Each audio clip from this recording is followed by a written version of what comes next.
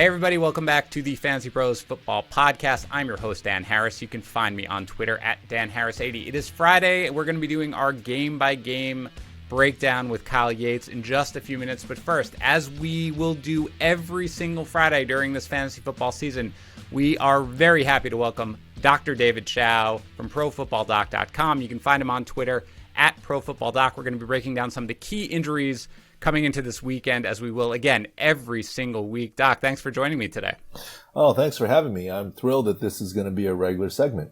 Yeah, me too. Last night went off pretty swimmingly, right? I mean, no big health concerns. You were optimistic about how they would play the season, and yet last night was great. Yeah, it seemed like, quite honestly, the COVID issue was almost forgotten other than Andy Reid's foggy mask. I mean, I don't know how many times I reached out to the TV screen to try and wipe it for him, you know? I mean, he looked like a superhero, you know? I mean, I got to give him credit for staying power, for staying with the script. I thought there's no way he was going to keep that on the whole game because it was so foggy, and he just let it ride. But one of the things that's funny, I'm actually just outside the OR right now in between cases.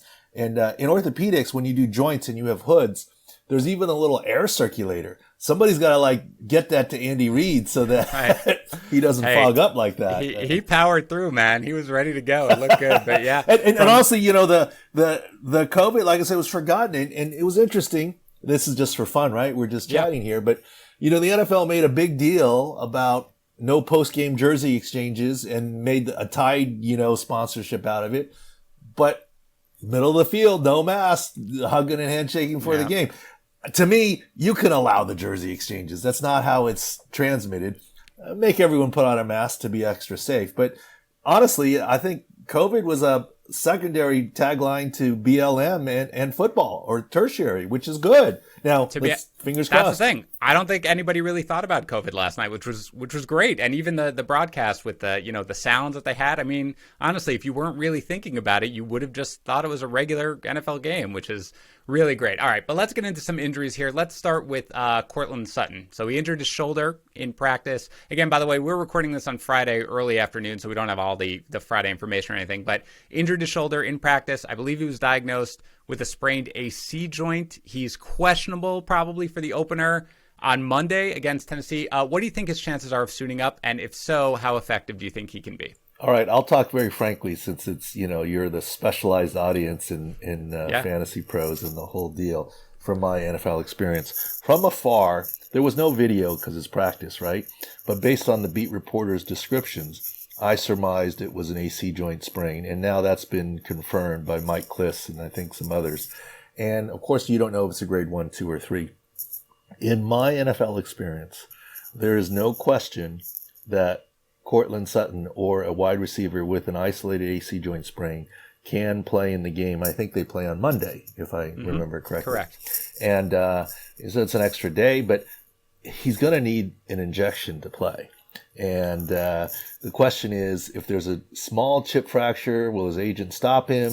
Does the player feel comfortable? It is the injury, health, and safety era. But if he does take an injection to play, he actually can be fairly effective.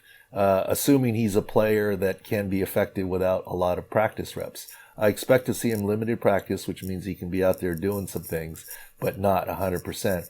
But you got to wait for the 90-minute actives. But if he plays, I think he's playable in fantasy, so to speak, if you believed him in any ways. It's not going to be a Brandon Cook situation. If you remember yesterday's game, I was like, I don't care if he's playing. I don't think he's going to be effective. And really what happened? In the first quarter, I mean, they went to him a couple times and setting him up for the rest of the game as a decoy. I think he had 2 catches for 20 yards, all underneath, nothing downfield, and then the rest of the game, not much of anything. I think 4 or 5 targets. And so, obviously, that was a stay away. Sutton, if he's active, I think you could play him. All right, that's great. Okay, let's touch on a couple of big-named wide receivers who suddenly are dealing with sounds like hamstring injuries. That's Mike Evans and Kenny Golladay. You obviously haven't seen any of the videos, but when soft tissue injuries like this pop up midweek, it's usually not a good sign. Sounds like Evans did some individual drills today. Golladay only stretching, was very limited. So is there concern about their effectiveness and ability to make it through the game, even if they do suit up? And would you expect them to suit up on Sunday? Well, yes, there is concern. And yes, look, I'm not a fantasy expert. I'm playing in my first fantasy league this year, official fantasy league, and it's the Scott Fish Bowl. So, yeah, it's a big one. It's like, heck, it's like I've never been to an NFL game and my first one's the Super Bowl, right? And so I do not pretend to be a fantasy expert. That's for you and your guys to figure out. But yeah, I would be worried about Mike Evans and Kenny Golladay, and I would look at other options. Now, what options do you have and what are you going to do? That's up to you guys. But here's the thing. One thing that I would clarify. I don't know that these are surprise hamstring injuries or that they even just happened. These are hamstring injuries that we're just learning about because in the preseason, there is no, and training camp, there is no injury reporting requirement. Zero. Heck, we found out today that Lane Johnson actually had an ankle scope that we just found out about, right? I mean, there's no requirement for announcements. And some teams, when they do announce, they say upper body, lower body. So Mike Evans and Golladay popping up on the thing. What we don't know is if they're at the tail end of their hamstring and maybe getting ready to go. Or is this near the beginning and it's severe and they're going to be multiple weeks? So we'll have to look at this 1 week at a time.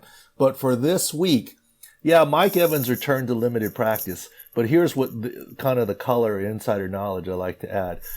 Bruce Arians is a smart guy. He wants to play cards close to the vest, and that's what he tries to do for his team. From what I saw of Mike Evans on video so far from beat reporters from afar, he caught some passes, but he wasn't running routes. Now, maybe he ran some routes later on. But even so, his practice pattern and announcement, even if he plays, he's going to be Brandon Cooks-esque, I believe. And Golladay sounds like isn't even going to suit up. But I would be looking at other options if you had Evans and Golladay. Okay, how about Jalen Reagor here? I mean, he's been suddenly practicing in full this week, which has been surprising. He practiced again today. Seems crazy to me that they would play him. It's something that sounds like it's a little earlier than the timeline that they originally estimated. But do you think he's going to be able to actually suit up this week? And if so, do you think he's got the capacity to play a full complement of snaps? I do think it's possible for him to play. And as a matter of fact, when it first happened, if you go to the Outkick article that I wrote, I said that he dislocated shoulder, tore his labrum, could return to play, maybe even for week 1, but certainly will return for September, wear a harness and a strap, and have surgery in the off season. Now, it seems like that's where he's headed. Bear in mind, if it doesn't go well, Tyrell Williams of the Raiders for a labral tear similarly is on IR and had surgery. I don't know if his was worse or that was choice. Reagor seems on path to return soon. Yes, he's full practice, but bear in mind the Eagles are one of those teams that do coach speak, right? Or team speak. They're not always, they kind of go both ways. Sometimes they overcall, sometimes they undercall. I think it's possible for Reagor to play, but here's what you need to factor into mind. He's going to have to play with that shoulder strap, which kind of limits catch radius. And, George Kittle has done that for 2 years now and hasn't had a problem. Kevin White did pretty well his rookie season with the Bears with a similar situation, but it's not for everyone. And we don't know. And he's a rookie. He's super talented. And the other thing is with a limited offseason program, limited training camp, no preseason games, and Reagor missing some time, you have to think about even if he plays, is he just in the rotation for Carson Wentz, right? Or in the offensive coordinator's mind? So I think he can be effective. Will he is a different question. And if you pay him, if you select him, be it daily or you play him, I think you need to look at the other options and weigh these thoughts. Yes, I think he could play. Yes, I think he could have some effectiveness, but it's far from guaranteed with that analysis. That's my analysis anyways. All right, let's finish up here with David Montgomery. He, had his groin strain. I believe, if I recall correctly, that you had originally said week 1 wasn't out of the question, and he looks to be practicing in full. It's a really good matchup in terms of fantasy against the Lions, so fantasy managers would like to start him if they feel like they can be relatively confident. confident that if he's out there, they're going to be able to do it and he's going to be able to make it through most of the game. Are you feeling optimistic here on Montgomery's chances of playing and playing well in a game? Well, Dan, thanks for following along and reading very carefully. And that's exactly right. When he went down 2 weeks and change ago, there was a lot of panic in the Bears world. You know, he was carted off and even word of ACL. And by video, wrote the article saying it was a groin strain and don't rule out week one. That's where we're at. Don't rule out week one. What I can't tell is because without video and watching him move, if he's like 99% or 80%, right? I mean, I can't tell that. You wish there was a way that, I suppose if I were there or watched pregame warm-up, you'd get a better idea. But I think he's trending towards playing. He was full practice. Will they give him the usual number of carries and opportunities is the question, right? But I do think he's slated to play.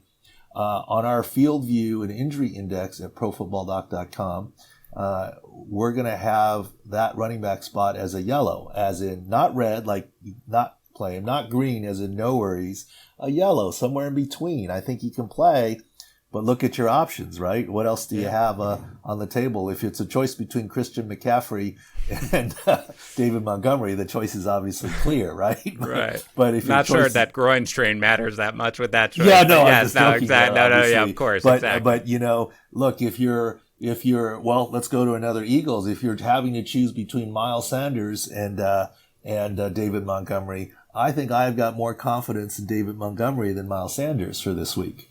Oh, really? Well, then that let me ask you then about that, because I was sort of under the impression that it sounded like the Eagles were really downplaying Miles Sanders. You're more concerned, you think, about Miles Sanders than you would be about David Montgomery. Looking at practice patterns and look, I like Coach Peterson. I am not saying anything negative about the Eagles organization. It's just their pattern that, as I followed him over the years, that they say different things. It's not illegal. It's part of the game. I'm not criticizing them. It's just, as I read between the lines, my antennas are more up on Sanders than Montgomery. But, who knows? Yeah.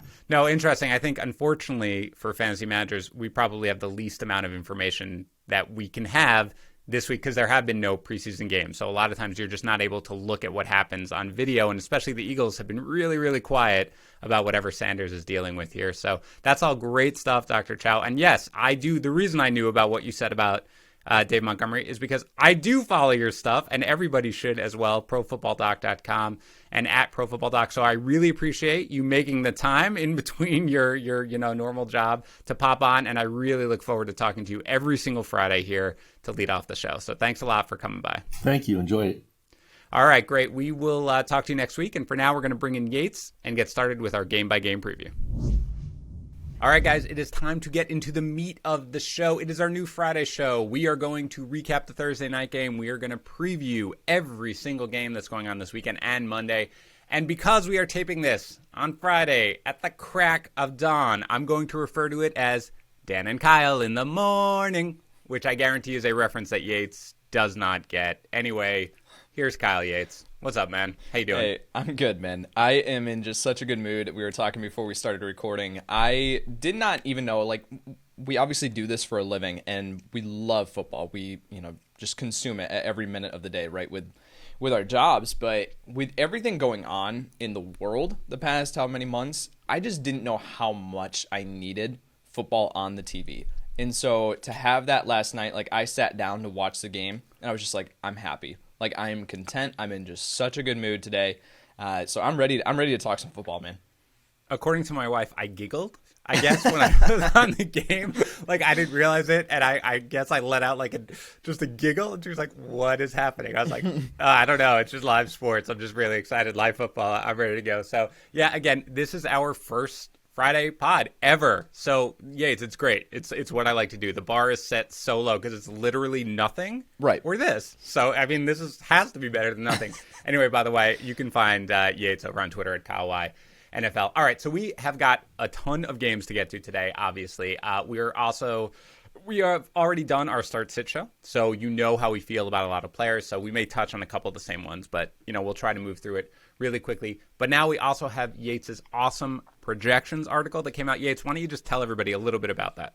Yeah, so this will be my weekly in-season article that I'll be doing. Tags obviously has the primer. This will be my big article. It came out to be just under 10,000 words. It goes through and does every projections for every fantasy relevant player. So 224 players, top 2 running backs on each team, the quarterback, top 3 wide receivers, and the top tight end. And then paragraphs on each of them and kind of my outlook for them going into those games, the upcoming matchups, excuse me. So it's a ton of work, man, but I absolutely love it. Obviously, these aren't going to be 100% accurate week in and week out, right? Like if I was 100% accurate with these projections, I wouldn't be working here. I would be working Correct. for Vegas, right?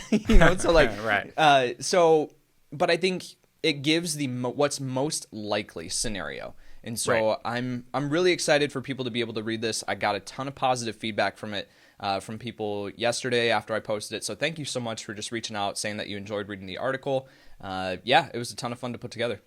Yeah, and I'll be honest, had a pretty good night. We'll get to that when we get to the Chiefs, Texans, but off to a nice little start. So, again, I'm going to ask Yates about generally, start sit. Maybe I'll ask him about his projections a little bit. And, again, this is Friday early in the morning, so we do not yet know the Friday practice reports. We do not yet know the injury designations. I will try to make that clear. We'll give some caveats on certain guys who are a little questionable, like Kenny Golladay, Mike Evans, things like that. But before we jump in, there's something that we all hear a lot, which is, man, I want to rank. I want to rank players. I could be a fantasy analyst. I want to see how I do. Well, we've kind of got that going right now because today we are launching the over-under challenge. It's at fantasypros.com/challenge. 10 fantasy point projections, all right? So like Lamar Jackson, how many fantasy points is he going to score this week? X, you choose over or you choose under. It's going to be on our site by the time you listen to this, so go check it out. Again, fantasypros.com/challenge. Completely free to play and actual prizes, both weekly and season-long prizes. It's sponsored by BetMGM, so the grand prize for the free contest, remember, free, 3-day, 2-night stay at an MGM resort property in Las Vegas. That includes round-trip airfare. Again, fantasypros.com/challenge. Yates, let's just play right now. Yates and I are not in the contest. It's for you guys, the fans. But here are the names. And again, you'll see this when you go online. But Yates, you and I go through them really quick, and we'll say over, under. We don't need too much analysis, okay? It's going to be fantasy points, half PPR scoring, 4 points per quarterback passing touchdown. You ready? Yeah. Lamar Jackson versus Cleveland, over, under 22.9 points. I'm going to go over. Just with his rushing ability, I think he hits it over. I am too. I'm closer to 25. Cam Newton versus Miami, 17.9 points. This is such a good line.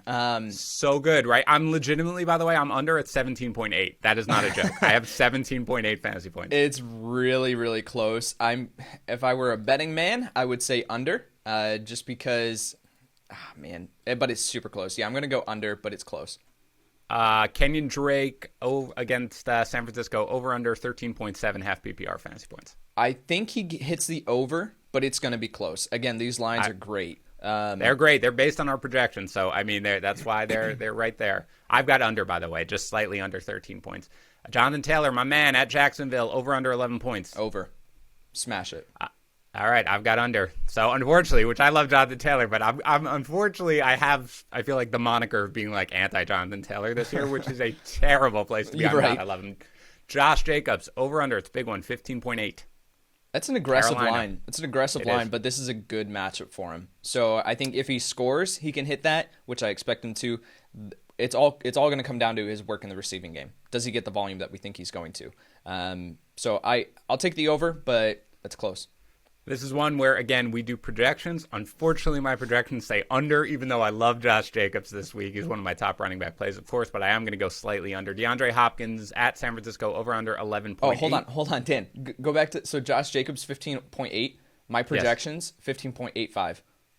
Okay, so you're smashing the over on it. Crazy. Got it. Yeah. That's crazy. I'm actually 15.1. Don't mess with our lines, man. 15.1 for me. All right. DeAndre Hopkins at San Francisco, over under 11.8 fantasy points. Over. I think Murray's going to lean on him this game.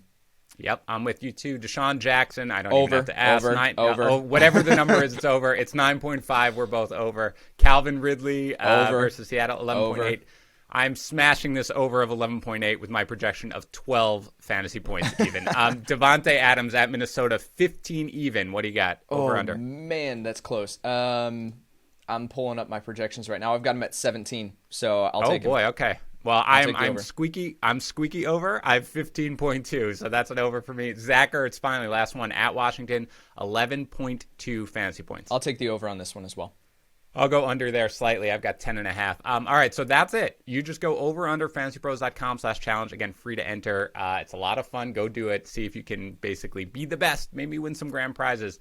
All right, before we get into the Thursday night game and then into our preview of all this weekend's games, let's talk very briefly about the Daily Juice podcast. That is our daily sports gambling podcast hosted by Matt Peralt. 15-minute podcast waiting for you every day when you wake up. It gives you his best picks, not just the NFL, although that is going to be a part of it, MLB, NBA, UFC, NHL, and NASCAR. At one point, he ran off 11 straight winning bets. And above all, it's entertaining and it's informative, and you're going to be a more knowledgeable sports fan. Available anywhere you listen to podcasts. Again, you can also go to bettingpros.com/dailyjuice. Again, Daily Juice, go check it out. All right, let's start with last night real quick. Texans at the Chiefs. Yates, this is where I'm going to tell you, people don't get used to this because it's crazy, but Yates legitimately had all the touchdowns correct here for the Chiefs in his projections article. Mahomes with 3 passing touchdowns, 1 each to Watkins, Kelsey, and Hill, and Clyde Edwards-Helaire with a rushing touchdown. Let's briefly talk about Edwards-Helaire here. 25 carries, 138 yards, and a touchdown.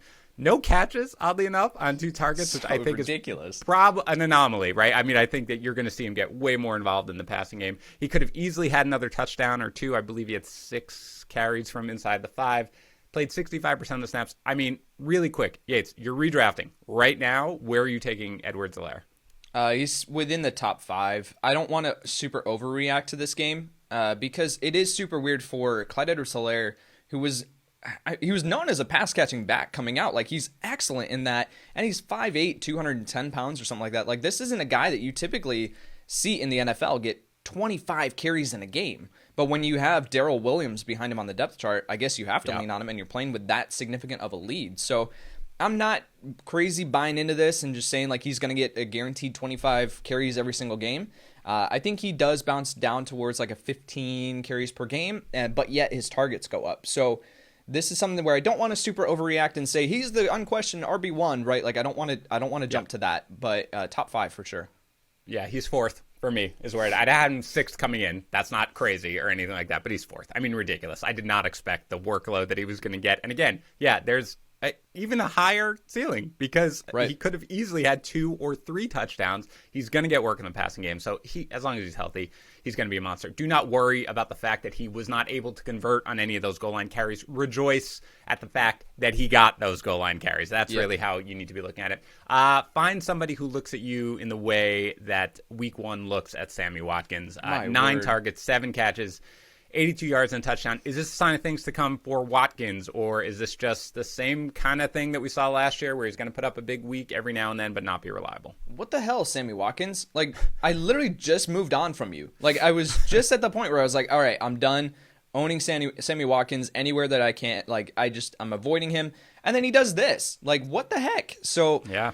I think if you're in a league and he's sitting on your waiver wire, I'm not going to go super crazy, right? Like, I know that there are going to be people that are, I want the wide receiver too in this offense, right? And they're going to say, like, I want to spend 80%, 100% of my fab on Sammy Watkins. Don't do that, because we have seen this in the past where he explodes, he puts up great matchups, and then or great points, and then he just disappears. Like, I just don't want to buy into it that much. So if you're in still like a traditional waiver wire priority and you have the first priority there, then I'm willing to drop a Randall Cobb from the end of my bench and pick up Sammy Watkins, right? But otherwise, I'm still just tempering expectations here. Again, the opportunity has always been there for Watkins, but he's done this before. Yeah, Watkins is a guy who I think should try to be rostered pretty much everywhere you can, because I think he does have the potential. Coming into last year, I remember having a preseason conversation with Tags on a podcast basically being like, it's not out of the realm of possibility that Sammy Watkins can put up wide receiver 2 numbers. It didn't materialize last year. It's not out of the realm of possibility this year that it could happen. You wouldn't bet on it. You don't want to go crazy, but he is someone to certainly be added to rosters. Let's go to the Texans here. David Johnson looked pretty spry. He looked great. 11 carries. What'd you say? I said he looked great. He looked great. And this is one of the things that I talked about. I was a little, more excited about him coming in, is that I watched the tape before he got injured last year. I didn't see him as this broken down running back. Now, he left the game briefly yesterday with an injury. He was fine. He came back and played, and Duke Johnson was injured as well. We don't know how serious that is. But again, 11 carries, 77 yards, and a touchdown. He had 3 catches, 32 yards through the air. If I guaranteed you 16 games of health for David Johnson going forward, where do you think he would rank in your running back rankings for the rest of the season? Probably still he'd probably just be inside the top 20. I am still not willing to fully buy in. Now, I will say that I was wrong on David Johnson, right? I was more reticent. I had him at RB25 in my rankings. So I was saying, like, if you have other options, I'm fine rolling them out above David Johnson, just because we didn't know. We didn't know what version of David Johnson we were going to get on the field. And I was more willing to say, I'm going to sit him for this week and just find out. So David Johnson, though, like I said, he looked great. The jump cuts that he was making in between the tackles looked like the David Johnson of old. So now my question is just like, okay, now 28 years old, he has so many injuries on his body at this point. Like, can he hold up for a full 16-game season? I'm not saying that you should sit him every single week. I think he belongs now in your starting lineup as an RB2. But I'm just not fully, again, like with Clyde Edwards-Helaire, I'm not fully willing to buy in all the way yet. All right, let's move on. Will Fuller obviously is a great game. I'm not even going to talk about him. I think we know if Will Fuller is healthy, he's going to, be a play in this offense. 10 targets, 8 catches, 112 yards, 31% target share. Look, he didn't even get the deep shots really. So he's got a lot of potential. It's all about health with him. But, look, that game's done. We've got games coming up. We got to move like lightning. Let's start at the game that I think fantasy managers are just super excited about, and fans across football are just even more excited about. Jets at Bills. That's the game that everybody really wants to see. Let's start with the Bills here, who have some fantasy relevant players. Oddly enough, I got a couple of questions in our chats yesterday. We do weekly chats, by the way, on our site. Come check it out, about Josh Allen. And people, I don't know, they were like, this guy or Josh Allen? I mean, Josh Allen is an obvious start for you, right? Oh, completely. I never understood why people were off Josh Allen for fantasy. Now, we can talk about him as a passer, sure, but for fantasy football and what he does with his legs, he's an absolute every week starter. And in this matchup, I don't get it. I legitimately wrote, am I missing something? Is there an injury I don't know about against the Jets defense? How about the receivers here? Are you starting Stephon Diggs? Are you starting John Brown? Jets secondary, one of the worst in football. Yeah, it is. It's a terrible defense. But this is just one of the games where I expect the Bills to just run the ball down the Jets' throat. And so I am moving these guys in a matchup where Josh Allen is going to have to throw the ball more. I am more willing to roll out Stephon Diggs as a wide receiver too. In this kind of matchup, I'm moving him down just a little bit. I'm moving everyone down, right? So where I'm saying Stephon Diggs now becomes a wide receiver 3 option, John Brown a wide receiver 4, and then Cole Beasley really not super relevant unless he scores a touchdown. So that's kind of where I'm still willing to roll them out, but you have to temper expectations. How about Diggs versus the other receiver for the Jets, Jamison Crowder, in half PPR formats? Who are you prefer to start in this one? Let me pull up my rankings. I have Stephon Diggs at 33 and I have Crowder at 35. So really flip a coin. I think Diggs has the more likely chance to score. So it all comes down to what you need on your roster. Do you need that big boom potential where you need proven production? Let's say that you have like a Kenny Golladay and Mike Evans as your wide receiver 1. You need someone who can score to compensate for that. If I need just solid proven production, I'll roll out Jamison Crowder. And you said the Bills are going to lean on the run. The Jets actually had a strong run defense last year. So out of curiosity, are you starting either Devin Singletary or Zach Moss? And if so, which one? Zach Moss, I think absolutely deserves to be started as a flex option this week. I think you can roll out Singletary as well as a flex. I have Singletary at RB36 in my rankings, and I have Zach Moss at RB27. So I really do like both of these guys. Yeah, I've got Singletary a little higher, but it's like 4 spots higher right now than Moss. I'm not dying to start either one of them, and I assume there's been a lot of negative talk about Le'Veon Bell, but we talked on the Start Sit show how he's kind of underrated generally in fantasy. At least Tags and I sort of thought. I assume you're starting, even though the Bills a little bit weaker against the run than the pass. I assume you're starting Le'Veon Bell this week if you roster him, right? Yeah. We talked about that on the Start Sit show that Bell deserves to be in your starting lineup just based on the fact that Brashad Perryman and Denzel Mims coming in, like these guys could be playing, but yet they can't be relied on for a full game. So Jamison Crowder is going to see 10 targets, and Le'Veon Bell could see 8 or 9, right? Like just start him and forget about it. And everybody's kind of gotten excited right into draft season about Chris Herndon. I assume you're taking a wait-and-see approach with him if you roster him, right? If I'm in a 14-team league, I'll roll out Chris Herndon because, again, it's kind of the same philosophy or same thought process with Le'Veon Bell and Jamison Crowder is that the Jets are going to be trailing in this game. And so, especially in a full PPR league, I'm more willing to take, to roll the dice on Herndon. But I think where Herndon was being drafted, you can afford to take that wait-and-see approach. Yeah, that's what I'm doing personally. I mean, I like Herndon this season. I think that, the Bills are not a matchup to exploit for tight ends, but I have him closer to 20th this week, so I'm trying to avoid Herndon. Wait and see. If he blows up, that's great. You've got pretty much almost an every week starter. Let's move on to perhaps a slightly more exciting game in the fantasy universe, and that's the Seahawks at the Falcons. I am just going to be honest here, Yates. I'm having trouble finding someone who is not an absolute smash start in this game on both sides. You're starting both Wilson and Ryan. You're starting both Chris Carson and Todd Gurley. You're starting Julio Jones, Calvin Ridley, Tyler Lockett, and DK Metcalf, and you're starting Hayden Hurst. Are you disagreeing with any of that? Nope, not at all. Okay. All of these guys, this has a potential. This is a Vegas over-under 49.5 points. I can easily see it hitting the over. Yeah. If you listen to the DFS show that we recorded yesterday, that's basically my DFS philosophy this week. Find this game and hammer it. Let me just add a couple of guys just so I can give you the range of where people have it. Are you starting, if you have to make this choice, you're stacked at running back, are you starting Todd Gurley or Nick Chubb this week against Baltimore? Todd Gurley. Yep, me too. I have him slightly ahead. How about Todd Gurley or Mark Ingram in that same game? Todd Gurley. Yep, I have him slightly ahead. Not crazy, but I agree. Gurley is a good start this week. I know people were a little bit down on him. It's hard to get away from him in this game. So start all your Seahawks, start all your Falcons. I assume you're not starting Greg Olsen, though, right? No, I wrote down in a player note for Greg Olsen. It was like he could eventually emerge as someone that you can roll out on like bye weeks or something like that as a fill-in option. But until we see what, is Jacob Hollister going to be involved? Is Greg Olsen the clear-cut guy? Is he going to get targeted? And we've seen Will Dissly, when he's on the field, get targeted. So we know that Wilson likes the position. It's just going to be, this is a situation where you need to wait and see. All right, let's go to the Bears at the Lions here. Let's start with the Lions because you've got Golladay, who popped up on Wednesday on the injury report with a hamstring. That is never good. Again, Friday morning we are recording this. We do not know whether or not he's going to play. I assume, Yates, if Golladay is given the go-ahead, if they say he's questionable but he's trending towards playing, and he plays, and there's no talk about him being limited, you're just starting him, right? Like, you're not worried about it. If he goes, I don't know how you do it. For me, with my studs, unless I hear that they're going to be limited, even if they're battling injury, I'm throwing him out there. I think you can roll him out. And I think based on where you drafted Kenny Golladay, you probably have to start him, right? But I think I'm going to use this phrase just over and over and over again, is like temper expectations. Like, you have to go in and say, especially against this defense, and Kyle Fuller, I think is going to be the guy who matches up against Kenny Golladay the most. That's not a great matchup. Kyle Fuller is a lockdown corner. So I think if you can say, I can roll out Kenny Golladay and expect wide receiver 2 production, if he is fully healthy, right? That comes with the caveat here, right? Yep. Then I think you'll be fine. If you're starting him and you're saying, like, I need him to finish within, the top 10 at the position, then I think you might be disappointed.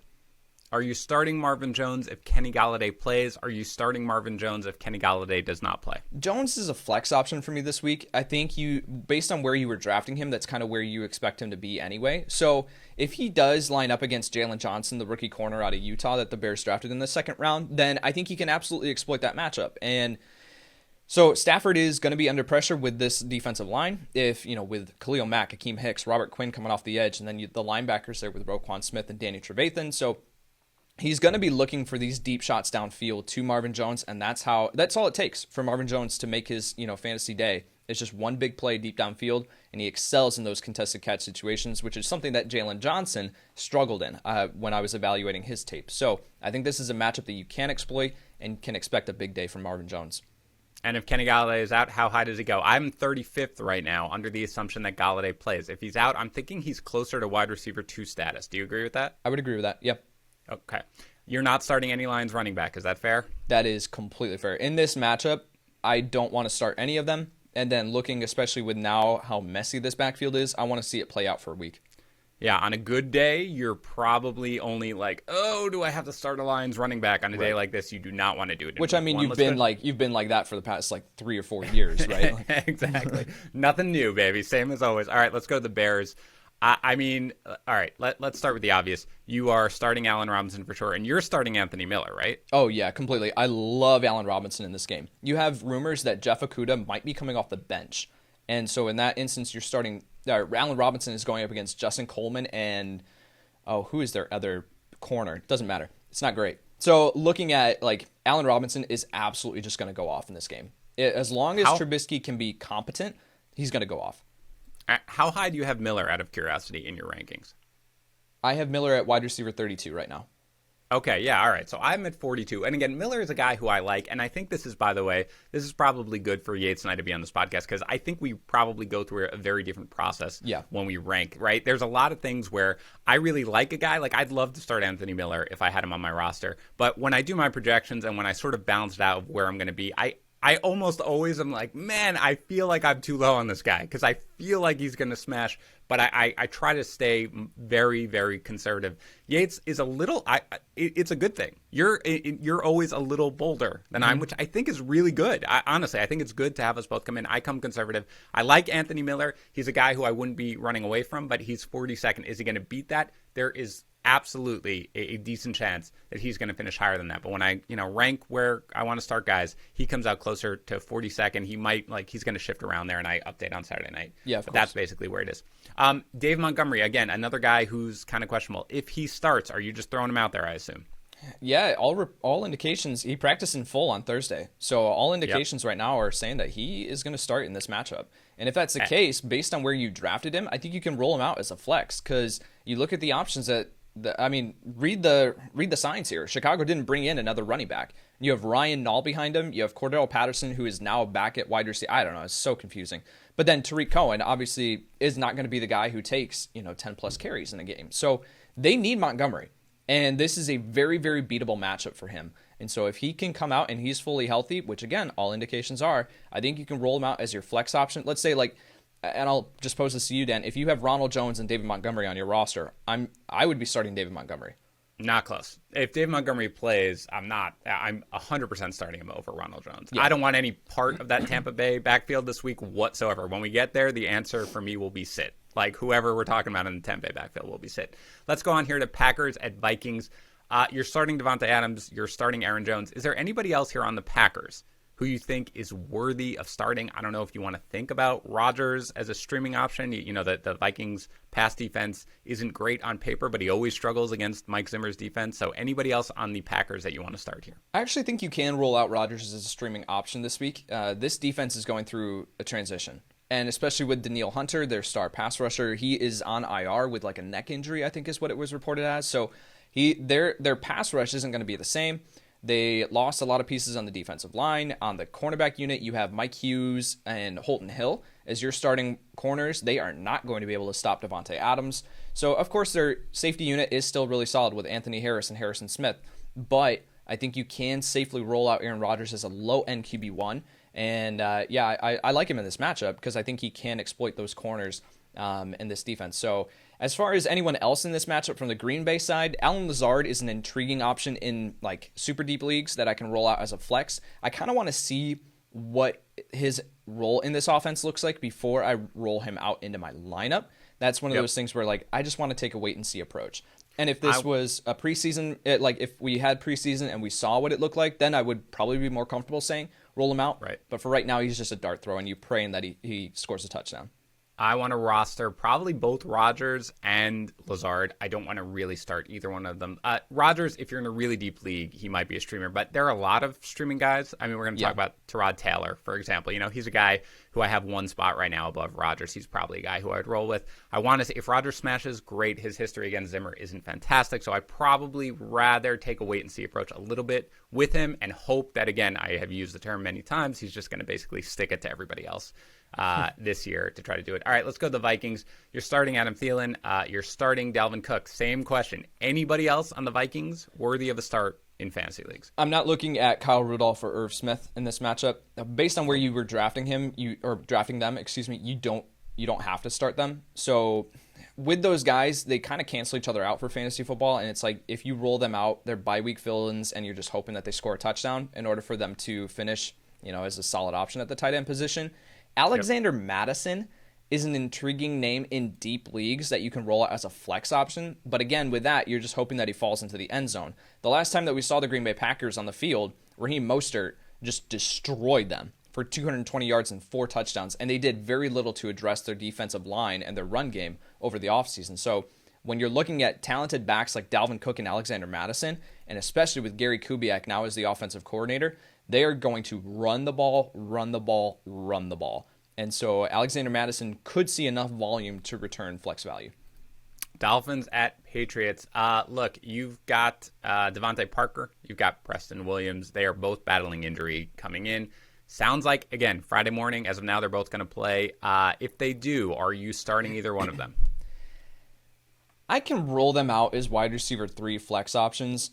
The comments of Brian Flores saying that they're going to ease back in players coming off of injury is concerning, but who else are they going to roll out? Right? Like you can't take these guys off the field and put in Matt Collins, Isaiah Ford. Like Sure. It's just not going to work. So I think you just have to be okay with them disappointing, but they do have the boom potential. Devontae Parker has taken advantage of Stephon Gilmore when they've matched up against one another. So I think the concern is if Devontae Parker sits, then Preston Williams will get Stephon Gilmore, and that's just not a matchup that I want to exploit. So at that point, I would be looking to sit Williams. But again, this is a 41.5 over-under, and which doesn't indicate that points are going to be going up on the board. So This is just kind of a matchup that I might want to avoid from the wide receivers on Miami's perspective. But Jordan Howard and Matt Breida are intriguing options for me. I am fine rolling out either of them as a flex option. Really? Okay. Well, that's really what I was going to get to, because I'm a little hesitant on both of the guys. Again, number one, we don't really know exactly how it's going to split out necessarily. And number two, I mean, the Patriots, they did obviously lose a lot on... That's the key part. Their Correct. defense is not anywhere close to what it was last year. Yeah. Well, for me, I'm probably a little more, hesitant on the Miami running backs. I think I have them right next to each other. I'm looking at my rankings now. I have Howard 40th in running backs and Breida 42nd. So I'm avoiding them if you have any. Yeah, I'm avoiding them if you have any way to do so. Are you starting Mike Gesicki if you drafted him? Yeah, if you drafted him, you have to start him. Looking at these options here. And again, if you are talking about Preston Williams and Devontae Parker out as far as like rotations of snaps and they're going to be sitting for a bit, then where are the targets going to go? And Mike Gesicki could be in line for a huge target workload this week. Start or sit Cam Newton? Start him. Yeah, you're all about it, right? Yep. This is the guy that you want to go on? Yep. I'm with you. I'm 9th right now, so he's a guy who, look, he was moving up the board as we headed into draft season. If you roster him, I think you're starting him. Start or sit any running back on the Patriots? I want to sit all of them. Even James White? Yep, in even PPR? James White. I think where you drafted James White, you can afford to sit him if you do have another option behind. But if you're forced to, I'm expecting flex value at best. This is just not a guy that I'm excited about starting. I think you can get away with White as a flex in half PPR formats and certainly in PPR formats. Other than that, no. I know Sonny Michel scored 2 touchdowns against them, touchdown each game last year against the Dolphins. I just don't want any part of him. Are you starting Julian Edelman if you roster him? Yeah, I can start him as a wide receiver 3. All right, Eagles at Washington football team. Carson Wentz dominated Washington, generally speaking, recently, especially week 1. Last year, even if you're down Jeffrey, even if you're down Jalen Reagor, who I guess might play again Friday morning, you're still starting Carson Wentz, I assume? Yep. Okay. You said Deshaun Jackson, I don't remember what number you had him at, like 17th wide receiver or something like that, right? I love him this week. All right. I don't have him quite that high, but I do have him as a borderline wide receiver too. So I'm doing, what if Jalen Reagor plays? Are you starting him? Am I starting Jalen Reagor? If he plays, yes. Yeah, no. I'm not going anywhere near Jalen Reagor. For him to come back from a dislocated shoulder this quickly, I don't want any part. If he is going to be out there, then he could be used as a decoy. Again, he's a rookie wide receiver coming in. This is just not a situation. And especially, too, if you drafted recently, right? Like, for people who drafted, let's say, a month ago, and Jalen Reagor was going at a point where you might have to rely on starting him. But with all indications, like if you did draft recently, you drafted Jalen Reagor in the 14th round, 13th round. So you can afford to wait. Take the wait and see approach, see what his involvement in this offense looks like, see if his shoulder is limited. He is going to be playing with a brace, is my assumption here, and all reports were indicating that. So If that's the case, then his mobility is going to be limited. I just want to take a wait-and-see approach with Jalen Reagor. I'm going to be really mad if the Eagles start Jalen Reagor in this matchup. I just think it's unnecessarily risky. So I'm hoping they don't. If they do start him, I completely agree. This is not the matchup to deploy him in. Miles Sanders sounds like he's going to be a go, last we heard, but that they might ease him in. Are you starting Miles Sanders in this matchup if that's what we know coming in? I'm fine starting him, but again, expecting low-end RB2 numbers. He's not going to be this full workload. I do think Boston Scott becomes an appealing flex option in PPR leagues, because if Sanders is limited, then someone else has to take up the workload here. So Corey Clement will see some work as well, but he's not going to see enough to warrant fantasy consideration. So Boston Scott would be the other guy that I would be considering. Real quick on the Washington football team, is there anyone other than Terry McLaurin who you want to start in this game for your fantasy team? Antonio Gibson, I can start as a flex option or an RB3. This guy that I think he's going to see enough touches to return that value, but this is a very, very stout defense. And so I doubt that he scores in this game. And I'm just not expecting a huge blowout performance. He's one of those guys that if you start him against, let's say, like for some, Washington plays Carolina or Jacksonville, right? Like these defenses that are going through a transition and just don't have the run defense that some of these other units do, then I think you can expect like RB2, maybe even borderline RB1 numbers from Antonio Gibson. But in this matchup, going against the Philadelphia Eagles defense with Fletcher Cox and then Darius Slay now on the corner at the corners position, so it's just one that I'm looking to avoid. Yeah, I have him just outside of RB2 range, so you can certainly start him as a flex. Again, this would be something, and I have a lot of shares of Gibson where I would be looking to not necessarily start him here if I don't have to. It's tough with no preseason games, as we have mentioned. It's kind of hard. I'd like to see some of these situations play out, but you can get away with starting Gibson, in my opinion, as a flex or even in a deeper league as a borderline RB2. Let's go to the Raiders at Panthers. This is another game where I think you're going to want a piece of both sides. We talked about Josh Jacobs. He's obviously a smash start. Darren Waller is an obvious start. What about the receivers here for Las Vegas? Henry Ruggs, Bryan Edwards, or Hunter Renfrow? Are you starting any of them? Henry Ruggs absolutely deserves to be in your lineup as a wide receiver 3 flex option. He has boom potential in this matchup. I mean, like, he can go off. So, especially where you drafted him to, you can plug him in. It's kind of a similar argument with Deshaun Jackson, where you were drafting these guys super late, where you can rotate them into your flex and just get boom potential, or boom production from them. That's what I want. Bryan Edwards is an intriguing name in deeper leagues, but this is one situation where I'm like, I want to see how he looks in the NFL, right? I want to see what he looks like transitioning to the NFL game, what his involvement in this offense looks like. Does Derek Carr trust him? All indications are that he does. So I can roll him out as a flex option in super, super deep leagues. Otherwise, I'm holding on to him on my bench, and I'm just waiting. Yep. No, I agree with that. You should be rostering Bryan Edwards right now. You should not be starting him in this matchup. I have Henry Ruggs 39th among wide receivers, so borderline wide receiver 3 for me. I think you can get away with starting him. I don't think you have to rush to do so, but I do think that this is going to be a little bit of his coming out party, at least on the NFL stage. For the Panthers, you're obviously starting Christian McCaffrey. You're obviously starting DJ Moore. Who's that guy? Yeah, he might be. I mean, he's got to contend with Clyde Edwards-Helaire for the number 1 running back spot this season. But are you willing to take your shot right now? You were a Robbie Anderson guy. Obviously, there were negative reports on Curtis Samuel. Are you willing to take your shot on either of these guys in your lineup? Robbie Anderson, yes.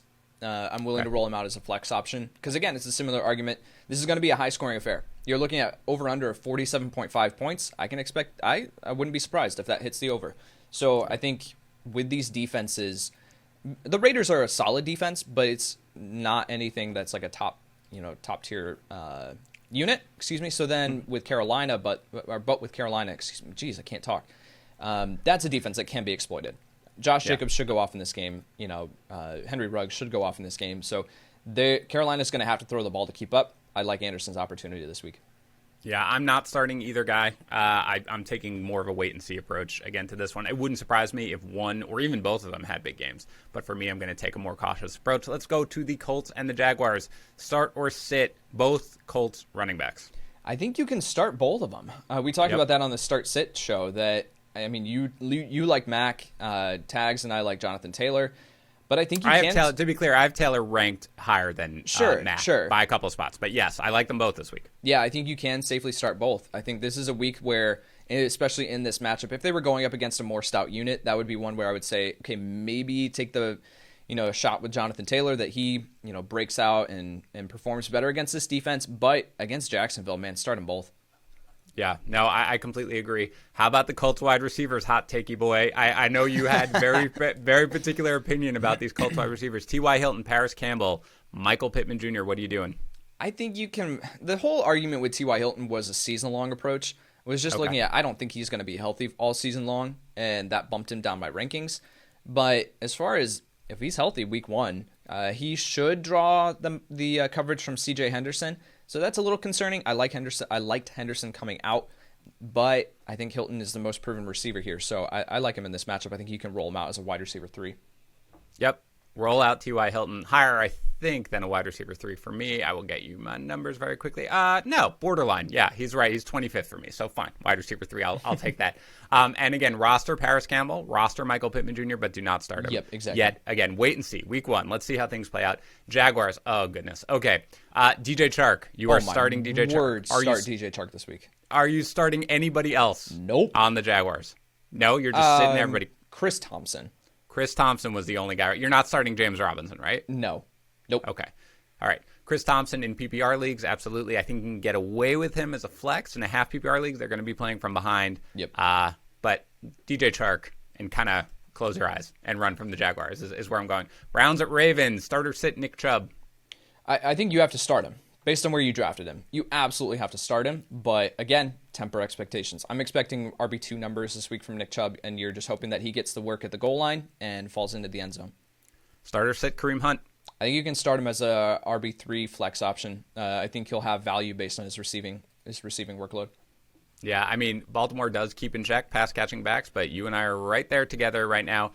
You're starting Odell Beckham Jr. if you drafted him. Are you starting Jarvis Landry in this one? I am starting both, but again, this cornerback unit in Baltimore is a stout unit. Marlon Humphrey, Tavon Young. I mean, and it just keeps going. So Landry did really well. Landry did really well against them last year. That's the one thing that gives me a little bit of encouragement. I mean, he had 15 catches for I don't remember exactly what the numbers were, 250 yards last year. So he's a guy I think you can get away with as a wide receiver 3. Yep, I agree.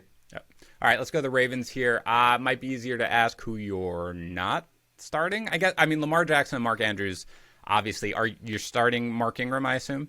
Yeah, I can. I have him at RB20 right now in my rankings. So yep. RB2 production here with Mark Ingram. J.K. Dobbins wait is and someone. See on? Yep. Yeah, on Dobbins, wait and see, right? Exactly. Wait and see on Dobbins. With him coming out saying that, or with Harbaugh coming out saying that he's like 4th on the depth chart, and that the nonsense backfield is going to be like rotating touches. I agree. He's not 4th on this depth chart, but 6 to 8 touches, that's just not enough. Yeah. For now, wait and see. What about Hollywood Brown? I mean, Greedy Williams may be out this game. He's there's a lot of excitement about him. Are you deploying him right away? I think you can. I think you can deploy him as a wide receiver 3 flex option, but I'm not super excited. Denzel Ward will line up against him, so that's a tough matchup. And so yeah, I'm just tempering expectations there with Marquise Brown. Yeah, I have him 30th right now. Again, when I give my rankings, I do a sweep of my projections on Saturday night, so they're going to change a little bit. But for now, I'm 30th, so a wide receiver. That's right where I've got him. 30. Yes, of course. I mean, just simpatico, man. Friday podcast, nailing it. Chargers at Bengals. You are starting for the Chargers. Austin Eckler, Keenan Allen, and I assume Hunter Henry, right? Yep. Yeah, start all 3 of those. Good. Are you streaming Tyrod Taylor here? I mean, Yes. were kind of, you are, right? This is the matchup if you roster him, especially, right? Yep, exactly. That was my whole thing with Tyrod Taylor, was identifying his start to the season. Was saying that if you wait on quarterback super late and you can draft Tyrod Taylor, he's going to be there, right? I walked out of a 14-team league with Tyrod Taylor in the 16th round, right? Like, no one was going anywhere near him, and it was because of this matchup. So I love him this week, love his rushing upside. I think he absolutely produces borderline QB1 numbers for you. All right, let's go to the Bengals. You're starting Joe Mixon. Are you starting either A.J. Green or Tyler Boyd or both? A.J. Green I have as a low-end wide receiver 3. So I think with the reports that he's 100%, I think you can roll him out there. And you're just hoping that he bounces back to his old form, and that he's the type of player that he was previously that we saw on the field in 2017 now, 2018, excuse me. So yeah, I think you can roll him out, but I'm not super excited about it. But then Tyler Boyd is the one. I want Tyler Boyd in this matchup. You do? Okay, well, where do you have Boyd then? Because I have them very close to each other right now in rankings, both as wide receiver 3s. I'm willing to start both of them. But again, Chargers are generally tough on wide receivers. They were last year. They're going to be again. So they're not matchups I'm looking to go. How high do you have Boyd? I have Boyd at wide receiver 24. Okay. All right. So, I mean, it's not crazy. I believe I have him at 32 or something like that. So it's not crazy. But, okay, I'm a little less excited about the matchup for both these guys. Again, I want to see how this offense looks with Burrow right now in a tough matchup. So I'm being cautious right now with all these guys where I haven't really seen it. And, again, start the Chargers DST. That's a pro tip right there. Bucks at Saints. Again, Mike Evans has a hamstring injury Friday morning. We don't know. You're starting Chris Godwin, of course. If he plays, you're starting Mike Evans. If he plays, I assume it's not a great matchup, of course, with the Saints. But are you starting anybody else on the Bucs team, assuming Evans and Godwin plays? I'm really not, because you're looking at the running back position, and with Ronald Jones and Leonard Fournette, there is just a ton of uncertainty with how this backfield's going to look. Jones has the best chance of returning value, but against this defense, it's not great. We talked about that, right? Where if it was a plus matchup and you could just say okay, I'll roll out both of them and they might both score, right? In this matchup, I just don't know if they are going to. And then at the tight end position, looking at OJ Howard, Rob Gronkowski, Cameron Brate, this is one where I want to see what is the snap count for Rob Gronkowski. How many snaps does he actually play? And so if he's a touchdown or bust option this week, and I think you can do better at the tight end position. My tight end projections are so close, like they were for the whole season at this point. So if you have Gronkowski, I'm not saying, oh God, I need to find a streamer or something like that. I'd be willing to be okay, let me see what I've got just because of the potential, but I'm not running out of my way. As for the running backs, this is just a great excuse to not have to do it. If one of them goes off and you're great, I've got a solid RB2, that's great. But this is your perfect excuse to be well, it's a terrible matchup. I don't really know what's going to happen. I'm going to bench them both. Bench them both. If one of them goes off, congratulations, you have an RB2 and you can feel good about it. Let's go to the Saints. You're starting Drew Brees. I assume I'm starting Drew Brees, certainly. You're starting Alvin Kamara. Yep. Anybody else? You kind of sounded high on Latavius Murray earlier this week. I am. I actually like Latavius Murray as a flex value this week. So, again, it's tempering expectations. I'm not saying that he's an RB2 or anything like that, right? But I think you can roll him out if let's say that you drafted Ronald Jones. You drafted before the news of Leonard Fournette. You drafted Ronald Jones, and you snagged Latavius Murray later on. I would start Latavius Murray over Ronald Jones in this matchup because he comes with a little bit more certainty of what his role is going to be. So, I think, but again, it's all just looking at the options that are on your roster, but I think you can roll out Latavius Murray. Okay. We talked about a little bit more on Wednesday. Not a guy I'm looking to start if I can in any way avoid it. Let's go to the Cardinals at the 49ers here. Starter sit Kyler Murray. I want to sit him, but you can't based on where you drafted Kyler Murray. So, that's one of the things. I'm not expecting a, big blow-up game from Kyler Murray in this matchup. He can absolutely just sustain his fantasy production and save his fantasy day with a big scramble and a big run, because that just racks up fantasy points. But this defense, particularly the defensive line, is just going to run all over this offensive line, which makes it's going to make a very difficult day for Kenny Drake. It's going to make it very difficult for Kyler Murray. That's why I think he just leans on DeAndre Hopkins and just gets the ball out of his hand as quickly as possible. So this is just not a matchup I'm super excited to start Kyler Murray, but you have to based on where you drafted him. I'm 12th. I highly doubt that I would basically say, okay, I'm going to go find a streaming quarterback right now to start over Kyler Murray. You start him without being happy about it. You're starting Drake, though? I mean, you mentioned, obviously, you brought up the point. You're still starting Kenny Drake, though, right? Yeah, you have to start him, again, based on where you drafted him. This is just a guy that you have to plug into your lineup, and you have to deal with the big, blow-up games or the games where he's going up against a good defense and could disappoint. So I'm expecting RB2 numbers. I'm not expecting anything, less than that, but I don't see a path for him to absolutely blow up in this matchup. Start or sit Raheem Mostert? Gross. I think you can start him. It's a solid matchup. It just comes with a ton of uncertainty of how many snaps is he actually going to get, especially when you factor in that, yes, Brandon Ayuk returned to practice and he should be in, but then is it Trent Taylor? Is it Kendrick Bourne? Is it Richie James? Who the heck is playing wide receiver in this game for the 49ers? With that in mind, could be Deebo Samuel. By the way, could even be Deebo. I think he missed practice yesterday. I don't think he's going to play. I don't think he's going to play. So. But looking at it, with the uncertainty at wide receiver, that could mean that you see some two running back sets, and you see both Tevin Coleman and Jerick McKinnon out of the backfield at the same time because they are both good pass catchers. So that takes Raheem Mostert off the field. If he scores, you're going to be happy that you started him. If he doesn't, I don't know if you're going to be super happy.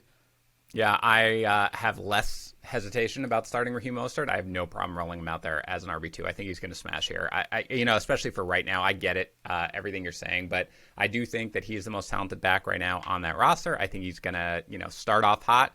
As long as he doesn't get hurt, I think he's going to return RB2 numbers. So I'm good rolling him out there. Cowboys at Rams.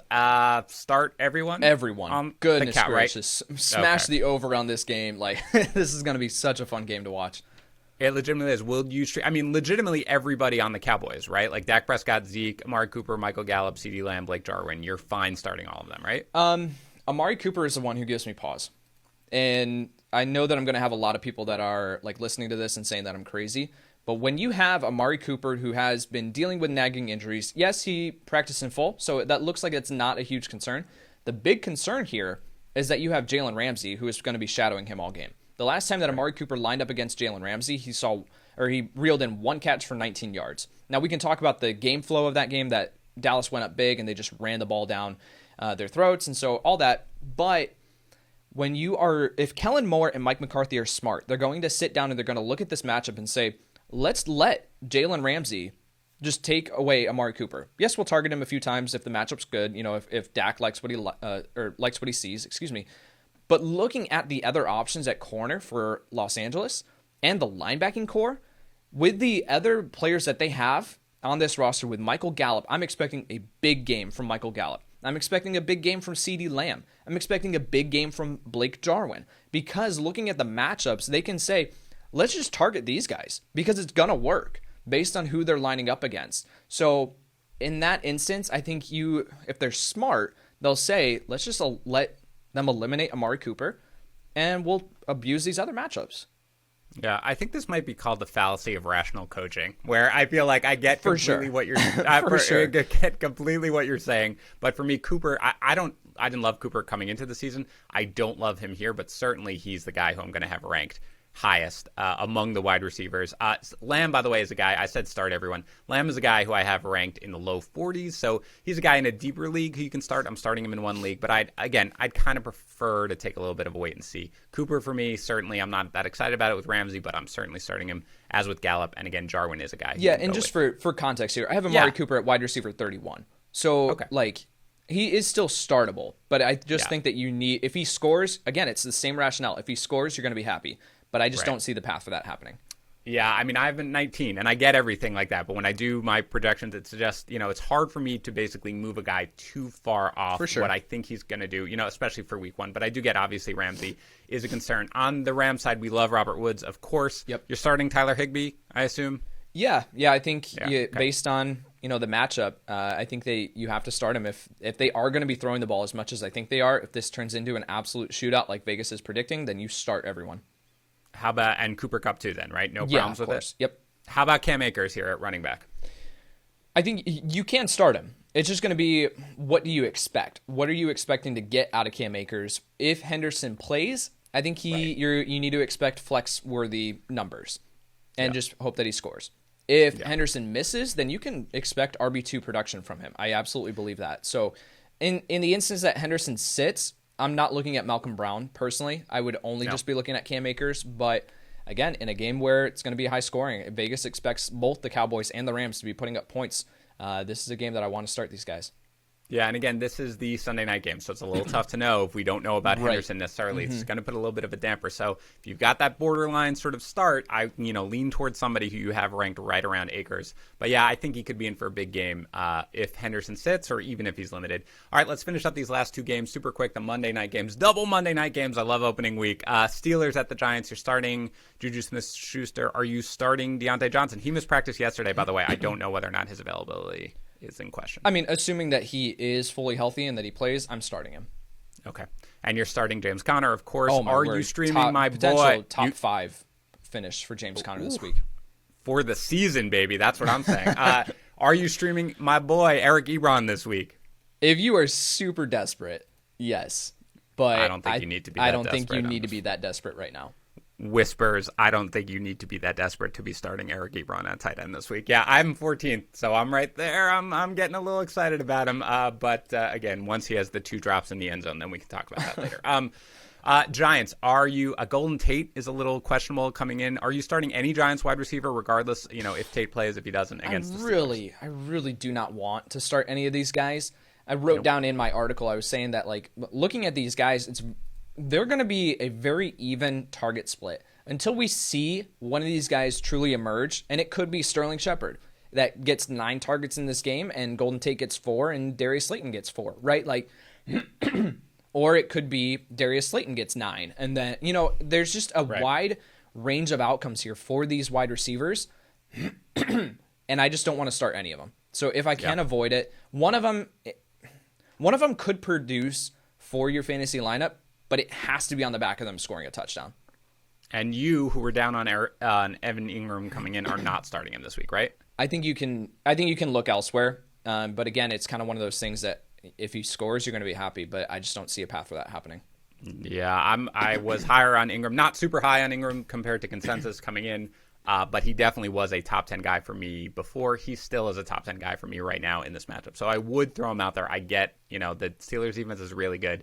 But if I drafted him, I'm still rolling him out there. Final game, Titans at Broncos. You're obviously starting Derrick Henry. This is going to be a little bit of a weird game, I think, because you've got the Von Miller injury. Yeah. Courtland Sutton, my guess is he's going to play, but, we'll have to see. If so, he might not be at 100%. Could be a game where it's this positive game script for the Titans, and they don't need to rely on the passing game very much. But I assume you are starting A.J. Brown, and of course, in the first game of the season, you're starting Jonnu Smith, right? Yeah, because I've got Jonnu Smith literally everywhere, and he's my only tight end. You have no choice. I have no choice. I got to start him. No, I think the only guys that you need to be looking at in this matchup from Tennessee, again, this is a low over-under. So you're not expecting a huge, just boat race or anything like that. So Derrick Henry, A.J. Brown, and Jonnu Smith. I think the only 3 guys that you can be looking at. I'm not going anywhere near Adam Humphries or Corey Davis or Darrington Evans in this matchup. Yeah, no, and to be clear, I'm not starting Jonnu. I have Jonnu Smith in a lot of places. I'm not starting him in this matchup. This is another one where I want it, not a great matchup, and I want to see how it plays out. Sure. For the Broncos, if Sutton plays, he's obviously got the sprain. I believe it's the AC joint or something. But if he plays, if he gets an injection and goes, are you starting him? I think you have to. Yeah, based on where you drafted him, and I think you can expect wide receiver 2 production from him. Jerry Jeudy, if Courtland Sutton does not play, and if he does play, are you starting him in one and not the other? No, I'm starting him in both. But again, it's just expectations. So I think if Courtland Sutton plays, I think you can expect flex worthy value from him. If he doesn't play, then I am expecting wide receiver 3, wide receiver 2 numbers. The thing that you have to keep in mind is that this Tennessee Titans cornerback unit is stacked. It's a very, very deep unit and very good unit. So Jeudy, of course, is absolutely talented, and he can supersede pretty much any matchup. I love him coming in. He's one of the most polished wide receivers coming into the NFL. So I think he can absolutely produce, but it's just going to be expectations. If Courtland Sutton plays, I'm probably not starting Jeudy to get started here, but I am really excited to watch him, and I'm really excited to roster him. This is more of a wait and see. Very quickly, running backs. Melvin Gordon or Phillip Lindsay, are you starting either one? I'm not. I think you can start them. I'm not excited about it. Both of these guys, borderline RB2, RB3 production, and it's just going to come down to which one scores. Yeah, I'm starting Melvin Gordon as a borderline RB2. Lindsay, is more in like the 30 range. I'm just not that excited about it. I would if I have Gordon, I'd probably throw him out there, but not. Yes, that's it. Yates, well done. Take a break. You have earned it. Take a day off. Take a day of relax on your Saturday before Sunday gets nuts. Remember, Sunday morning, we're going to be all over the place. YouTube.com/FantasyPros. We're going to have back-to-back live streams. I'm going to follow us on Instagram at FantasyPros. I'm going to be doing an IG live. It's going to be amazing. Then Tags and I are going to be back doing a Sunday night recap show. And again, you want that live? Go to our YouTube channel, subscribe, youtube.com/FantasyPros. We are live streaming it. So if you really want to hear immediately after football is done how we feel, how we're breaking it down from 7:15 till the night game, come on and tune in, youtube.com/FantasyPros. Until then, everybody enjoy their day or two off, and we will talk to you again. I will talk to you again on Sunday night, and Yates will talk to you again next week. Thank you for tuning into the Fantasy Pros YouTube channel. Don't forget to tell us what you think in the comments section below. And while you're there, don't forget to hit the like and subscribe buttons so you can stay up to date on all of our future content.